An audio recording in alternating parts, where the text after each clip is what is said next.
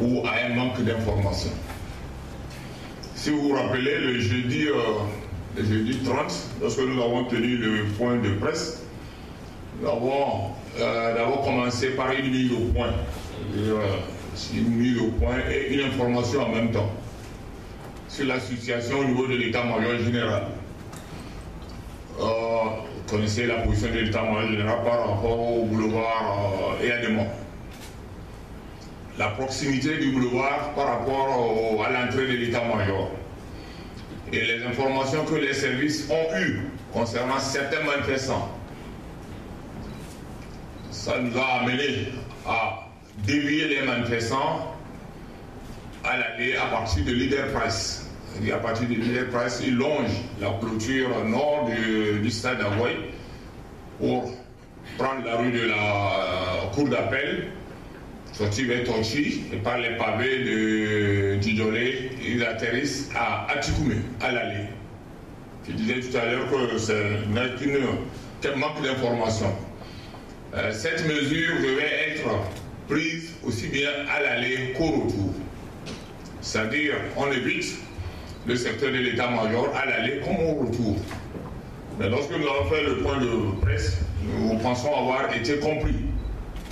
Mais malheureusement, le samedi 2, certains manifestants au retour ont emprunté la voie. Ils ont été déviés au niveau de Bar 3K pour certains et d'autres au niveau d'Atikoumé. Nous avons déploré pourquoi ça a dégénéré. C'est moi qui ai parlé tout à l'heure de manque d'information.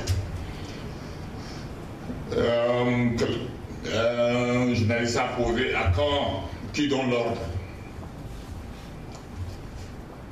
Qui donne l'ordre, le gouvernement demande aux forces de prendre les dispositions nécessaires pour gérer les manifestations.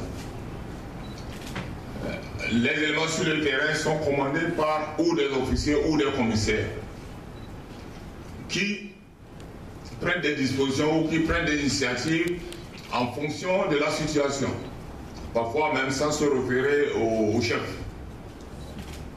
S'il arrive que l'ordre ou l'initiative prise soit déplorable, en ce moment les mesures sont prises pour sanctionner les commandants des unités sur le terrain.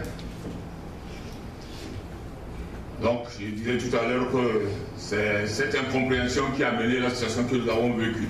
Sinon, avec les organisateurs, nous sommes entendus depuis un certain temps à organiser des manifestations pacifiques par la désignation des observateurs de part et d'autre, ce qui nous a permis aux dernières marches de ne pas enregistrer d'incompréhension, ne pas enregistrer de violence. Je crois à l'avenir, nous allons renforcer ces mesures pour que le manifestant en partant sache où passer aller et en rentrant sache également où passer pour rentrer à la maison pour éviter ces désagréments. Les manifestations, on a parlé des manifestations progressives dans les villes de Sokodé, Bafilo et Mango.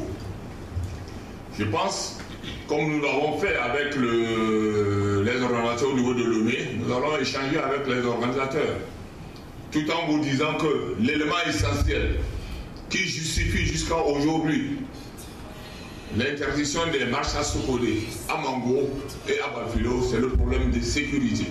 C'est le problème de sécurité. Nous savons tout ce qui s'est passé à Sokodé. Depuis le mois d'août, depuis le 19 août, nous savons tout ce qui s'est passé à Sokodé, ce qui s'est passé à Mango le 20 septembre.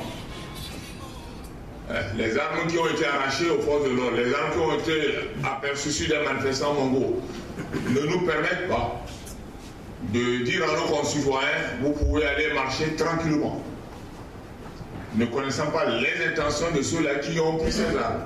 Donc nous allons, dans les jours à venir, essayer de travailler avec les organisateurs, qu'on s'entende. Progressivement, nous verrons d'abord leurs propositions et nous allons aussi étaler nos propositions pour qu'on s'accorde. Mais nous insisterons surtout sur le problème de sécurité.